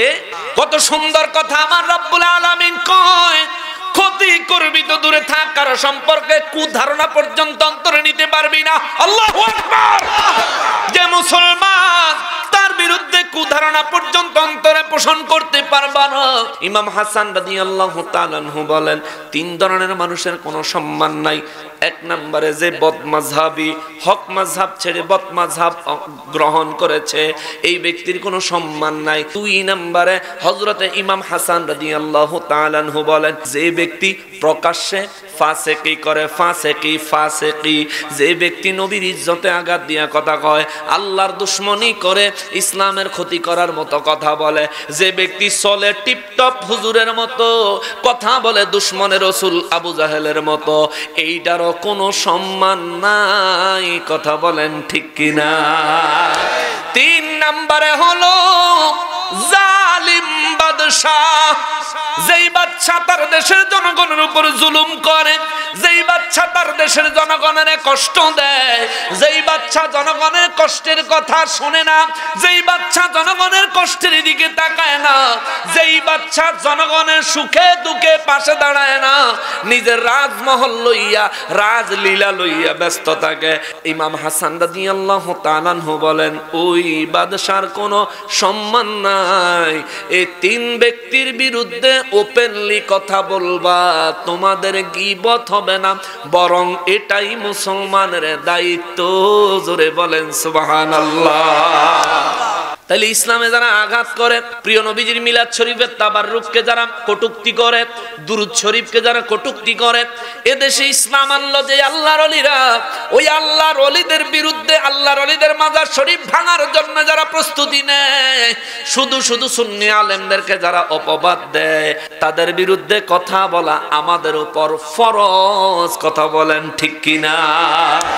তাদের উপর কথা বলা আমাদের উপর ফরজ। সেজন্য আমরা অনেকে হিকমত অবলম্বন করেন। হ্যাঁ, হিকমতের দরকার ছিল, কিন্তু এখন মিডিয়ার যুগ, যে যার মতো বলে মানুষের ঈমান নষ্ট করে। নূর নবী রাহমাতুল লিল আলামিন বলেন, উম্মতেরে আখিরি জামানায় সতর্ক থাকবা ইয়া রাসূলুল্লাহ সাল্লাল্লাহু আলাইহি ওয়াসাল্লাম। কতটা সতর্ক থাকবো নবী বলেন, হাতের তালুতে জ্বলন্ত আগুনের কয়লা রাখা যত কষ্টকর, ঈমান টিকিয়ে রাখা তার থেকে অধিক কষ্টকর হয়ে ওই উম্মত। সকালবেলা মানুষ ঈমান লইয়া ঘর থেকে বাহির হবে, সন্ধ্যাবেলা মানুষ বেঈমান হইয়া ঘরে, সন্ধ্যাবেলা মানুষ ঈমানদার হইয়া ঘরে ঢুকবে, সকালবেলা মানুষ বেঈমান হইয়া ঘর থেকে বাহির হবে। আমার মনে হয় আমার দয়াল নবীজির এই হাদিসের কথাটা বাস্তব সময় এখন চলে আসছে। কথা বলেন ঠিক কিনা? কত বড় বিপদে আছেন আপনারা সাধারণ মানুষ। আপনি করে এক হুজুর এক রকম কয়, কই যাইবেন হুজুর? আমরা কই যাই হুজুর? আমরা কোন দিকে যাবো, কার দিকে যাবো? সব হুজুর নিতে ফেরেশতা মনে হয়, মনে হয় যেন জিবরাইল আমিন এই মাত্র নাইমা ওয়াজ করতেছে। ঠিক না? বড় বিপদে পড়ছেন আপনারা। এখন কবেন হুজুর আজকার ওয়াজ আর যাই হোক না করলেও সারবো, কিন্তু আমগরে বাঁচাইয়া দিয়ে যান। ঠিক নেই? যে হুজুর আমগরে বাছাইয়া দিয়ে যান, আমরা যাবো কই, আমগরে একটা সঠিক দিশা দেখাইয়া দিয়া যান, আমার কাছে একটা সঠিক রাস্তা আছে, আমি দেখাইয়া দিই, আপনার পছন্দ হইলে আপনি যাইয়েন, পছন্দ না হইলে যাইয়েন না। এ বাবা, আপনার বাপ দাদারা ইসলাম কি নবীদের কাছ থেকে পাইছে না ওলিদের কাছ থেকে পাইছে? কথা কয় কার কাছ থেকে? আল্লাহর ওলিরা আপনার বাপ দাদা মুরব্বিরে যে আমল আখলাক গুলো শিখাইছে, এগুলিতে কোনো ভুল আছে? এগুলি হক সঠিক, ঠিক কিনা বলেন? কেমনে বুঝলাম হক সঠিক? আরে আল্লাহর ওলিরা ওই আমল কইরা কইরা আল্লাহর ওলি হয়ে গেছে, সুবহানাল্লাহ কর। ওনারও আমল কইরা কইরা আল্লাহর ওলি হইয়া নিজে কামেল হইয়া মুরিদদেরকে ওই ইলম ওই আমল শিক্ষা দিয়ে গেছে। ওই আমল ওই ইলম আপনার বাবার আপনার দাদার কাজ হক ছিল, সঠিক ছিল। ওই সিলসিলা মতো আপনি যদি চলতে পারেন, আপনি সঠিক পথে আছেন, জান্নাতে যাবেন, ঠিক কিনা বলেন? আল্লাহু আকবার, জিন্দাবাদ, হুশিয়ার, হুশিয়ার। আমার কথাটা বাবা মনে ধরছে নি আমার কথাটা? আল্লাহর ওলিরা যেমনে আমরা, শাহজালাল বাবা আল্লাহর ওলি ছিলেন, কোনো সন্দেহ আছে? কথা বলেন, কোনো সন্দেহ আছে? তাহলে শাহজালাল বাবার আমল আমাদের আমল, শাহজালাল বাবার আকীদা আমাদের আকীদা মিল আছে না নাই? এর লাগি আমরা কই মাজার পন্থী, আমরা তো মাজার পন্থী হই, কারণ মাজার আলারা এদেশে ইসলাম আনছে, আমরা হেগো পক্ষে আছি, ঠিক কিনা বলেন? মাইরা লাইলো হেগো পক্ষে আছি, এদের পক্ষ ছাড়তে পারবো না, ঠিক কিনা বলেন? কেননা নবী বলছেন আনতা মা'মান আহবাবতা, এ জগৎবাসী তুমি দুনিয়ায় যারে ভালোবাসবা, হাসরের ময়দান থেকে তার সাথেই জান্নাতে যাইবা। সুবহানাল্লাহ। আমরা ওলিদেরকে ভালোবাসি, আমরা ওলিদের সাথে জান্নাতে যাব। তোমরা ইয়াজিদকে ভালোবাসো, ইয়াজিদের সাথে তোমরা জাহান্নামে যাবে, ঠিক কিনা বলেন? সহজ। আমরা ইমাম হুসাইন রাদিয়াল্লাহু তাআলা, কারবালার মাস আসলে আমরা হুসাইন রাদিয়াল্লাহু তাআলা আনহুর পক্ষে কথা বলি। তোমরা ইয়াজিদকে ভালোবাসো, এজন্য ইয়াজিদের পক্ষে কথা বলো। আমার ভাই, তুমি তোমার হুজুরের পিছনে ধরছো, তোমার হুজুর কোন কারণে ইয়াজিদের পক্ষে কথা? তুমি নিজের বিবেকে একটু নিজের বিবেকে এই জিনিসটা নাও যে আমি যে হুজুরে ভালোবাসি, তো ঠিক আছে, আলেম মানুষ, ইমাম সাহেব কোরআন তেলাওয়াত সুন্দর, বয়ান সুন্দর, কিন্তু হুজুর ইয়াজিদের পক্ষ নাই। বাবা, সহজ কথায় বুঝাই। মনে করেন আমি আর ভাই, আমার আমগো দুইজনের ভিতরটা ঝামেলা হইছে, ওই মুরব্বি বাজানের কাছে একটা বিচার দিই, যারা দুইজনে, এখন আমি আপনাকে এলাকার মেহমান হিসেবে মুরব্বি বাজানে এলাকার সম্মান বাঁচাইতে যে বুদ্ধি খাটাইব যে হুজুরে আলেম মানুষ, সরাসরি দোষারোপ করণ যাইতো, তাহলে মুরব্বি বুদ্ধি করে কইব কি? আব্দুর রহমান কইব যে আমাকে আব্দুর রহমান ভাইয়ের এই পর্যন্ত যা শুনলাম সাক্ষী প্রমাণের উপর ভিত্তি করে আব্দুর রহমান ভাইয়ের পাওয়া গেল না, তাহলে আমি দোষী, এটা কোন লাগবে? এটা হলো ভদ্রভাবে আমার দোষী সাব্যস্ত করা, বুদ্ধিমানের কাজ।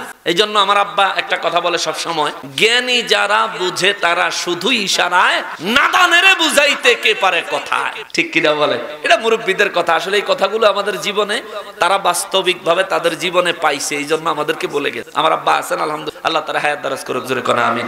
আমি আর ভাই দুইজনের মধ্যে সমস্যা হইলে মুরব্বী যদি কয় বলে আমার ভাইয়ের দোষ নাই, তাহলে দোষটা অটোমেটিক আমার হয়। তাহলে যারা বলে এজিদের দোষ নাই, তাহলে দোষটা অটোমেটিক ইমাম হুসাইন রাদিয়াল্লাহর উপরে পড়ে, ঠিক কিনা বলেন? তার মানে হেরা খোলাখুলি বলতে পারতেছে না ইমাম হুসাইন রাদিয়াল্লাহু তাআলা আনহু দোষী, কেননা এটা কইলে তো সাফার দাঁত ফালাইয়া দিবে, ঠিক কিনা বলেন? এটা কইলে যে সাফার দাঁত থাকতো না, এই ডরে তারা কয় না এজিদের কোনো দোষ নাই, অর্থাৎ ডাইরেক্ট বলে না, ইনডাইরেক্টলি ইমাম হুসাইন রাদিয়াল্লাহু তাআলা আনহুকে দোষী করার চেষ্টা তারা করে। শোনো, যারা আহলে বাইতকে দোষী করার জন্য চেষ্টা করো, ইমাম হুসাইন রাদিয়াল্লাহু তাআলা আনহুকে দোষ দিয়ে দোষী করার চেষ্টা, ইয়াজিদকে বাঁচানোর চেষ্টা যারা করো, আমরা তোমাদেরকে বলে দেই, শোনো, আমার নবীজি বলেছেন আল হাসান ওয়াল হুসাইন সাইয়্যিদা শাবাবি আহলিল জান্নাহ, হাসান হুসাইন হলো জান্নাতের যুবকদের সরদার, নেতা।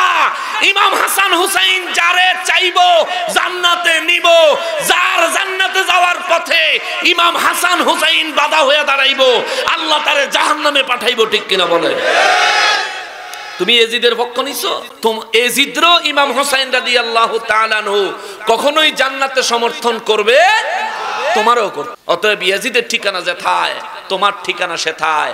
সময় থাকতে তওবা করো, ফিরে আসো, ক্ষমা করবেন কে? জোরে বলেন না কে? গোরামি আর গাদ্দারি ছেড়ে দিন মুসলমান আমার বাবাজিরা। তাহলে এই তিন ব্যক্তির সম্পর্কে সমালোচনা, তাদের দোষ, তাদের ত্রুটিগুলো জাতির সামনে উল্লেখ করা যাবে, কোন নিয়তে? যাতে করে জাতি তাদের থেকে সতর্ক থাকতে পারে, তাদেরকে অপমান ছোট করার ইচ্ছা না, ইচ্ছা হচ্ছে যেমন আবু জাহেলের দোষগুলো আমরা উল্লেখ করি কেন? প্রত্যেকজন আলেম আবু জাহেলের পক্ষে ওয়াজ করে না বিরুদ্ধে? কেন? কারণ হচ্ছে আবু জাহেলের চরিত্র যাতে আমাদের মধ্যে না আসে, ঠিক কিনা? মূলত আবু জাহেলের দোষারোপ করে না লেগে না তো, যে আবু জাহেল এমন ছিল, আমাদের চরিত্রে যাতে এমন বিষয় না আসে, আমরা যাতে এমন চরিত্রের অধিকারী না হই। সেজন্য বর্তমান সময় আবু জাহেলের প্রেতাত্মা, আবু জাহেলের সেলারা আছে না, ও কথা কেন আছে না, তাদের বিরুদ্ধে কথা বলা আমাদের দায়িত্ব। মুআজ্জাজ মুকাররম, দীর্ঘ সময় রাত গভীর হয়ে গেছে, আরো লম্বা কথা বলার খেয়াল ছিল, কিন্তু যেহেতু একটু দেরি হয়ে গেছে, রাতও অনেক হয়ে গেছে, আজকে আর সামনের দিকে আগাচ্ছি না। আপনাদের কাছে দোয়া চাই, আমলে কিছু বিষয় কথা বললাম এবং সাথে থেকে আকীদাগত বিষয়ও উঠে আসে। মুআজ্জাজ মুকাররম, সব শেষে আরেকটা এই আয়াতটা শেষ না, কষ্ট দিবাম না গো, আয়াতের অল্প একটু রয়েছে। রব্বুল আলামিন বলেন, নবী গো রাহমাতুল লিল আলামিন, জগৎবাসীরে বলেন তারা যেন এক মুসলমান আর এক মুসলমানের গীবত না করে। সাহাবায়ে কেরাম আমার দয়াল নবীজির কয়, নবী গো ও রাহমাতুল লিল আলামিন, গীবত কেন করব না? গীবত করলে কি হবে? গীবত করলে কি পাপ হবে? আমার আল্লাহ কয়, নবী গো ও রাহমাতুল লিল আলামিন, সাহাবীগণে জিজ্ঞাসা করেন, আইয়ুহিব্বু আহাদুকুম আইয়াকুলা লাহমা আখিহি মাইতান, আপনার সাহাবীরা কিংবা আপনার উম্মতেরা তারা নিজের আপন ভাইয়ের, মরা ভাইয়ের গোশত খাওয়া পছন্দ করেনি? জোরে বলেন নাউজুবিল্লাহ। আপনার ভাই যদি মারা যায়, এই মৃত ভাইয়ের গোশত খাইতে পারবেন নি? এটা খাওয়া পছন্দ করবেন? আল্লাহ কয়, ফাকারিহতুম ইয়া রাসূলুল্লাহ, আমি আল্লাহ জানি আপনার কোন উম্মত নিজের ভাইয়ের, নিজের আপন ভাইয়ের গোশত খাওয়া পছন্দ করবে না। ও মুসলমান, এই আয়াতে কারিমার এই কথাটুকুর আলোকে শানে নূর হিসেবে কিছু গুরুত্বপূর্ণ কথা আছে। আমার নূর নবী রাহমাতুল লিল আলামিন যখন যুদ্ধের ময়দানে যাইতেন, সাহাবায়ে কেরামদেরকে নিয়ে যখন যুদ্ধের ময়দানে যাইতেন, কিছু সাহাবী ধনী, কিছু সাহাবী গরিব, ঠিক কিনা বলেন? কিছু সাহাবী ধনী, সবাই তো ধনী না, কিছু সাহাবী গরিব। এই জন্য আমার দয়াল নবীজি যারা যুদ্ধে যাওয়ার জন্য ঈমানি চেতনা নিয়ে তৈরি হয়ে যাইতো, সম্পদ বলতে কিছু নাই, কিন্তু যারা ধনী তারা জান এবং মাল লইয়া জিহাদে যাইতো, যারা গরিব তারা জান লইয়া জিহাদে যাইতো। আমার নবীজি সিস্টেম করতেন, দুইজন ধনী ব্যক্তির আন্ডারে একজন গরিব ব্যক্তি দিতেন। সুবহানাল্লাহ। আরে রাহমাতুল লিল আলামিনের বন্টন কত সুন্দর। দুইজন ধনী ব্যক্তির আন্ডারে একজন গরিব ব্যক্তি দিতেন।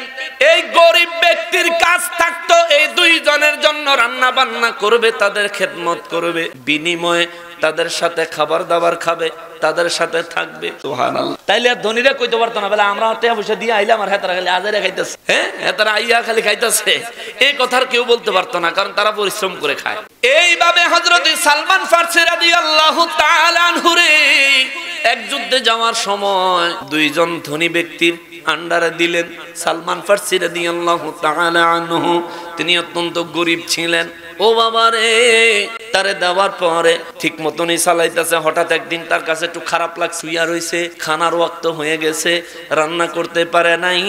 তার যে দুইজন তারে দায়িত্ব দিছে, ওই দুইজন সাহাবী আয়েশা কয়, ও সালমান ফারসি আমার ভাই, কি খবর? ক্ষুধা লাগছে, কি রান্না করছো? উইঠা কয়, আমারে মাফ করবেন ভাইও, আমার তো একটু খারাপ লাগছে, আমি শুয়েছিলাম, আমি রান্না করতে পারি নাই। আমরা যদি হইতাম সোফার দিয়া গেল দাঁত ফলায়, ঠিক না? ফকিন্নি কিছু আনস নাই, আবার হুইয়ারি শতরান দোস্ত নাই, অনেক আমুকি আমরা হইলে খেপা গেলাম। কিন্তু নবীর সাহাবীরা, আমার প্রিয় নবী দু জাহানের বাদশা রাহমাতুল লিল আলামিনের কি আদর্শ শিক্ষা করেছে রে বাবা, কি চরিত্র তারা গঠন করেছেন দেখেন। দুইজনে কয়, সালমান ফারসি আমার ভাই, তোমার খারাপ লাগছে, আমাদেরকে বলবা না? আমাদেরকে যদি বলতা আমরা রান্না করতাম, তোমারে বিশ্রাম দিতাম। যাই হোক, যেহেতু বলতে পারো নাই, আমার ভাই যাও না, দয়াল নবীর দরবারে যাও, আমার দয়াল নবীর দরবারে যাইয়া কইও আমাদের ক্ষুধা লাগছে, তুমি রান্না করো নাই, ঘরে খাবার নাই। দেখো না নবীজি কি ব্যবস্থা করে। আমার দয়াল নবী রাহমাতুল লিল আলামিনের দরবারে হযরত সালমান ফারসি রাদিয়াল্লাহু তাআলা আনহু গেলেন, নবীজির সালাম দিলেন। আমার নবীজি সালাম গ্রহণ করে কয়, সালমান কি হইছে রে বাবা, কি হইছে তোমার? বলে, আমার খারাপ লাগছিল, আমি রান্না করতে পারি নাই গো নবী। ইয়া রাসূলুল্লাহ, আমরা তিনজন অভুক্ত, তিনজন না খাওয়া। হুজুর আপনার কাছে আসলাম, কিছু খাবার থাকে। আমার রহমাতুল লিল আলামিন কয় আমার রান্না করে ওসামা। সুবহানাল্লাহ। আরে এই ওসামার কি কপাল! আহা, ওসামার কপালটা যদি আমার জীবনটা ধন্য হয়ে যায়। নূর নবীর জন্য রান্না করে। সুবহানাল্লাহ। নবীজিকে ওসামার ডাক দিয়েছে। ওসামার রাদিয়াল্লাহু তাআলা নবীর সামনে হাজির। লাব্বাইকা ইয়া রাসূলুল্লাহ। উপস্থিত ও দয়াল আমার নবীজি বলেন, ওসামা রে, ওসামা, সালমান ফার্সি তারা বলে কিছু খায় নাই, খাবার দাবার কিছু আসেনি, দাও না। বলে হুজুর ইয়া রাসূলুল্লাহ মাফ করবেন, আমার ঘরে যা রান্না করছিলাম সবারে খাইয়া সব। সুবহানাল্লাহ। আমরা ঘরে কত খাবার পচে, আমাদের ঘরে কত খাবার পচে, যা লাগবে তার দ্বিগুণ রান্না ধুয়ে। কিন্তু নবী এবং সাহাবায়ে কেরামের আদর্শ ছিল এই বেলায় যা খাইবো তা রান্না কর, খাওয়া শেষ পরিষ্কার করে ধুয়ে দিব। কেননা ওনাদের বিশ্বাস ছিল যে আগামী বেলা পর্যন্ত আমি বাসমনি হেঁটে। সুবহানাল্লাহ। কন্যা আয় হায়, এক সাহাবী কয় ইয়া রাসূল, আমার গতবারের তেনে এবারকার ফসল অনেক কি বেশি হইছে, আমাদের দেশে ফসল বেশি হইলে আর লুহায় খায়। ইয়া রাসূলুল্লাহ, আমার ফসল অনেক বেশি হইছে, আমি গতবার থেকে এবার অনেক বেশি হইছে। আমার নবী গো, আমার এই ফসলগুলো আমি আমার সারা বছর খাওয়ার লাগে জমাই, আবার কিছু মজুরছি, কিছু বিক্রি করার জন্য রাখছি, তারপরও কিছু ফসল আমার আছে। ইয়া রাসূলুল্লাহ, এগুলো আমার নলের কিছু অংশ যাকাত। সুবহানাল্লাহ। এটা যাকাত হিসেবে দেওয়ানোর লেগে এই সাহাবী এটারে লইয়া, এই বস্তা বইরা লইয়া আইছে আহলে ফা। 70 জন আহলে ছিলেন যারা মক্কা শরীফ থেকে মদিনা মুনাওয়ারায় প্রিয় নবীর মহব্বত, নিজের বাড়ি ঘর পরিবার পরিজন সব সম্পত্তি ছেড়ে নবীর মহব্বত এই বেচারা গেছে আহলে সুফার কাছে এই যাকাতের ফসল দিয়ে। এই আমরার ঘরে যত কিছুই থাকুক না কেন, আমার ঘরে কেউ যদি কিছু দেয় আমরা থুইয়া যাবো, আমরার স্বভাব কিন্তু থুইয়া যাই না। না, কিন্তু আহলে সুফারে আয়া এরা 70 জন নবীজির দরবারে কোনো খানা আসলে তা ঘরে আগে দিয়া তারপরে নবীজি খায়। সুবহানাল্লাহ। তাইলে তারা মারাত্মক তাগো কাছে বস্তা ভরা খাবার। কয় ভাই আপনি কি নিয়ে আসছেন? কয় ভাই আপনাদের জন্য একটু ফসল নিয়ে আসছি, ভাই রাখেন না। না না না না না ভাই আমার দিয়ে না, আমার সবার কাছে সবাই একটা না ভাই আমার। এখন উনি 70 জনের সাদা শেষ করে জিজ্ঞেস করে, কি ব্যাপার, আপনারা তো মক্কা শরীফ থেকে নবীজির সঙ্গে হিজরত করেছেন, আপনাদের তো প্রয়োজন না থাকার কথা না। বলে ভাই সকালের নাস্তা তো খাইছি, দুপুরের খানা আছে, দুপুরের খানা পর্যন্ত বাসমনি, হে টেনশন হইতো শেষ, আবার খানা রাখা কি হিসাব দিব আল্লাহর কাছে। সুবহানাল্লাহ। কন্যা তোমার কাছে যে তোমার কাছ থেকে যে আবার রাখমু, আমি দুপুর পর্যন্ত বাসমনি হেছিল। আর আমরা যত হয়তো দু জাহানের বাদশা রহমাতুল লিল আলামিন উসামা রাদিয়াল্লাহু তাআলা আনহু রে, কো উসামা রে, ও উসামা কিছু আসেনি দাও। সালমান ফার্সি তারা তিনজন না খায়া যা খানা ছিল সব শেষ, অবশিষ্ট কোনো খানা রান্না করা নাই। আমার দয়াল নবী রহমাতুল লিল আলামিন বললেন না, হযরতে সালমান ফার্সি রাদিয়াল্লাহু তাআলা আনহু করে চলে গেলেন। যায়া যে দুইজনের আন্ডারে তারে রান্না করতে দিছে, ওই দুইজনরে যায়া কয়, শুনেন নবীজির বাবুর্চি, নবীজির যিনি রান্না করেন হযরত উসামা রাদিয়াল্লাহু তাআলা আনহু বলেছেন খাবার দাবার নাই, সব শেষ। এই দুইজনে সাহাবী হওয়া সত্ত্বেও নবীর রাধুনী, নবীর বাবুর্চির উপর সন্দেহ কইরা তারা কইছিল যে না, ওসামা কিপটামি করছে, ইচ্ছা করে আমাকে দেয় নাই। হায় হায়। এই কথা বলার পরে কিছুক্ষণ পর রহমাতুল লিল আলামিন তাদেরকে খবর দিলেন। দুইজনে নবীজির দরবারে গেলেন। এই দুইজনে, আমার কথা বুঝতেছেন তো? আপনাদের তো রিপিট উত্তরে আমি বুঝে আমার কথা করছেন, যদি না বুঝেন ইশারা, আমি এক কথা লাগলে 100 বার আমি কথা বললাম, আপনাদেরকে বুঝাইতেই পারলাম না, তাহলে আমি ঢাকার থেকে আইসা কোনো ফায়দা হইলো না, আপনারাও শীতের মধ্যে বইয়ে থেকে কোনো ফায়দা না, ঠিক কিনা? এই জন্য না বুঝলে ইশারা। তাহলে যেই দুইজনে বললো যে ওসামা কিপটামি করছে, বলে নাই কিন্তু উনি মিথ্যা কথা বলছে, খেয়াল করেন, আদব রেখা কথা বলছে যে ওসামা কিপটামি করছে। হ্যাঁ, আমার দেয় নাই, কার পরিপূর্ণতা করছে, আমার দিল নবীজি ডাক। এই দুইজন খায়া না খায়া তার ক্ষুধা আছে না নাই? নবীজি তা করে দেখা কয়, তোমরা যে গোশত খাইছো তোমার জোরে কর, এবার কর নবীর কথা শুনবো না সাহাবীর। নবী আর সাহাবীরাও এমন কোন কথা কখনোই বলতেন না যে নবী আমার রাহমাতুল লিল আলামিন। এই কথা বলার সাথে সাথে দুই সাহাবী কয়, ইয়া রাসূলুল্লাহ, নবী গো আমরা এখনো কিচ্ছু খাই নাই, আমরা এমনি ক্ষুধার্ত, আপনি বলেন আমরা গোশত খাইছি না। ইয়া রাসূলুল্লাহ, আমরা কোনো গোশত খাই নাই গো নবী, আমরা গোশত খাই নাই। আমার দয়াল নবীজি রহমাতুল লিল আলামিন বলেন, সাহাবীরা রে, কিছুক্ষণ আগে ওসামার কার্পণ্য করছে, কৃপণতা করছে, কিপটামি করছে, ইচ্ছা কইরা তোমাদেরকে খাবার দেয় নাই, এমন কথা কি তোমরা বলো নাই?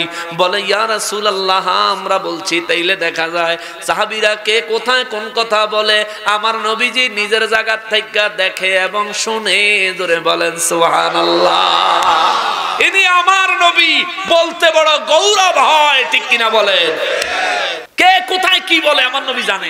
হায় হায়। নবীজি বলেন, তোমরা কি বলো নাই? বলে, ইয়া রাসূলুল্লাহ, নাম, আমরা বলছি গো নবী।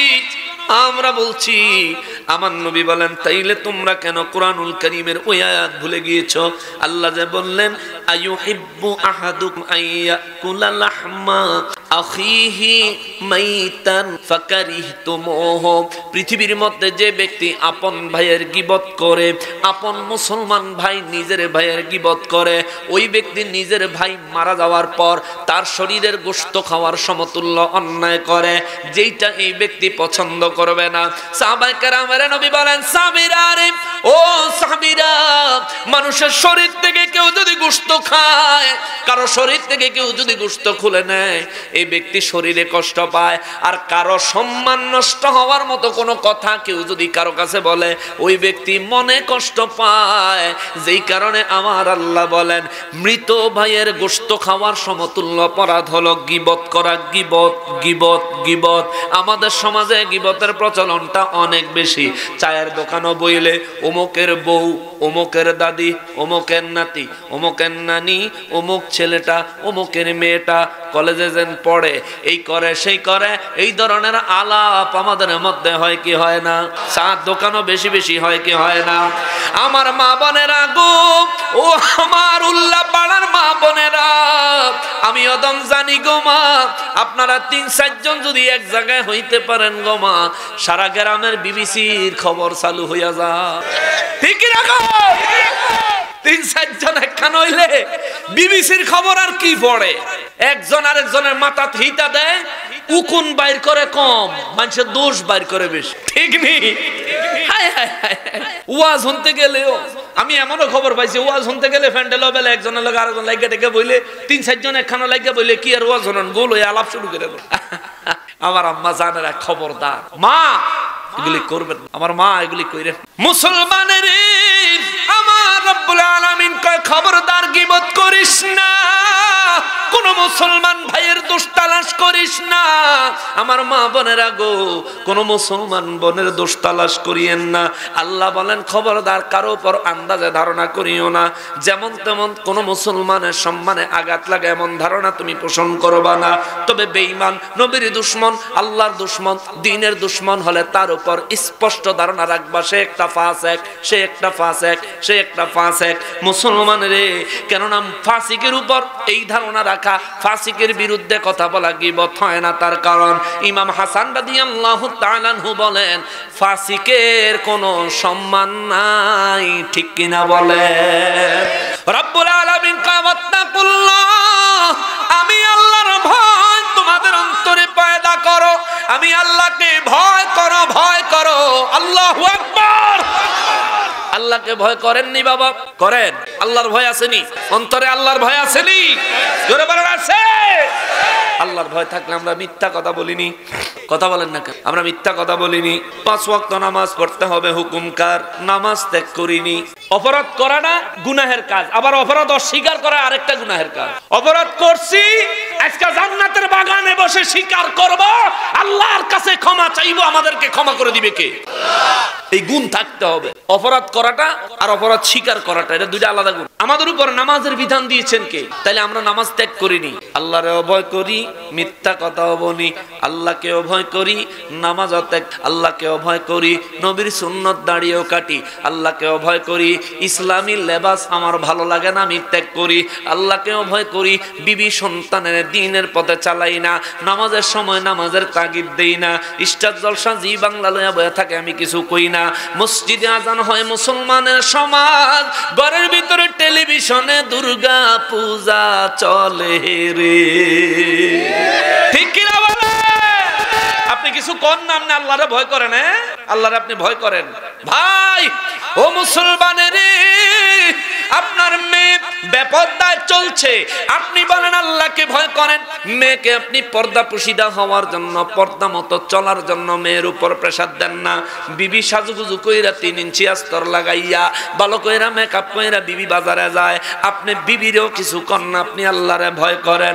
মুসলমান রে, আবার দেখা যায় সুযোগ হইলে নামাজ পড়েন, আবার সময় মতো কোনো ভালো কাজ করতে গেলে বিসমিল্লাহ পড়েন, খানা খাওয়ার শেষে আলহামদুলিল্লাহ পড়েন, কেউ যদি জিগায় কেমন আছেন, আলহামদুলিল্লাহ কোন। কি রে ভাই আপনারা তো বুঝলাম না, মুখে কোন আল্লাহরে ভয় করেন, এদিকে তাসবিহ তাহলিল পড়েন, ওদিকে আবার কত জায়গায় গন্ডগোল লাগায়া রাখছেন। ব্যাপারটা কি? ব্যাপারটা কি? ব্যাপারটা হইল রে বাবা, আমরা আল্লাহকে ভয় করি কিন্তু করার মতন করি না। ভয় করি কিন্তু করার মতন করি না, যেমন করা দরকার। এই জন্য রব্বুল আলামিন সূরা আলে ইমরানে আমাদেরকে বলেন, ইয়া আইয়ুহাল্লাযীনা আমানুত্তাকুল্লাহ হাক্কা তুকাতিহি ওয়া লা তামুতুন্না ইল্লা ওয়া আনতুম মুসলিমুন। চিৎকার দিয়ে পড়েন আল্লাহু আকবার। আল্লাহ বলেন, ইয়া আইয়ুহাল্লাযীনা আমানুত্তাকুল্লাহ, ও ঈমানদারের দলে নারী, ও ঈমানদারের আমি আল্লাহকে ভয় করো। হাক্কা তুকাতিহি ওয়া লা তামুতুন্না ইল্লা ওয়া আনতুম মুসলিমুন। কেমন ভয় করবি জানোস নি? ভয় করার মতন করবি, যেমন করণ দরকার তেমন করবি। কেমন করব গো আল্লাহ? আল্লাহ বলেন, মনে মনে কুধারণা পোষণ করার আগেও চিন্তা করবি, আমার মনের কথাটা আমি জানি, দুনিয়ার কেউ জানে না, কিন্তু জানে কে? এটা তোমার অন্তরে আসবো যদি আমার ভয় তোমার মধ্যে পূর্ণ থাকে। যে কোনো কাজ করার আগে তুমি চিন্তা করবা, হায় আল্লাহ এই কাজটা করলে আল্লাহ নারাজ, আল্লাহ সন্তুষ্টির কথা চিন্তা করে কাজ করবা। ঠিক কিনা বলে? কষ্ট হয়ে যাচ্ছে আপনাদের? কষ্ট হয়ে যাচ্ছে? শেষ আয়াত, শেষ একটা আয়াত। কোরআন শরীফের তাফসীর, আমাদের দেশে কোরআন শরীফ খুলে তাফসীর করে, তাফসীরের নামে রাজনৈতিক কথাবার্তা বলে থাকে, নবীজির সম্মানে আঘাত করে উল্টাপাল্টা কথাবার্তা বলে থাকে। এটা বলে তাফসীর কোরআন মাহফিল হইছে। আমরা আজকে তাফসীর করলাম, দেখেন কোরআনুল কারীম থেকে একটা কথা বাহির থেকে, একটা কথা বাহির। ইমাম হাসান রাদিয়াল্লাহু তাআলা আনহু যে বলছেন তিন ব্যক্তির সম্মান নাই, এই কথাটাও তাফসীর থেকে, এটাও তাফসীরের বাইরে না। এবং এই আয়াতের প্রাসঙ্গিক তাফসীর, এই আয়াতের রিলেটেড হাদিস, এই আয়াতে কারিমার ব্যাখ্যায় এই হাদিস শরীফটা আসছে। মুসলমানেরই রব্বুল আলামিন বলেন, যে ব্যক্তি কুধারণা থেকে বেঁচে থাকবে, খেয়াল করেন, কুধারণা করবেন, বাজে ধারণা অন্তরে পোষণ করবেন। কোন মুসলমান ভাই সে যদি অন্যায় করে আপনি দেখছেন, তাহলে কি তার দোষ এটা প্রকাশ করবেন না গোপন রাখবেন? নবীজি বলছেন, যে ব্যক্তি দুনিয়ায় কারো অন্যায়, কারো গুনাহ, কোন মুসলমানের গুনাহ, পাপ, দোষ গোপন রাখে, আমি আল্লাহ হাসরে তার দোষ গোপন রাখবো, তারে জান্নাত। তাহলে মানুষের দোষ গোপন রাখলে লাভ না কইয়া দিলে লাভ? গোপন রাখলে লাভ, গোপন রাখবে। দুই নাম্বার কাজ, কারো দোষ তালাশ করা যাবে। আপনি দেখছেন সে একটা দোষ করছে, আপনি এখানে বাজে চিন্তা করবেন না, চিন্তা করবে যে নিশ্চয়ই এখানে অন্য কোনো কারণ আছে, হাকিকত জানতে হবে। অযথা তারে দোষারোপ করা যাবে, যাইবনি বাবা? তিন নাম্বার, কারো গীবত করা যাবে, কারো গীবত করা যাবে।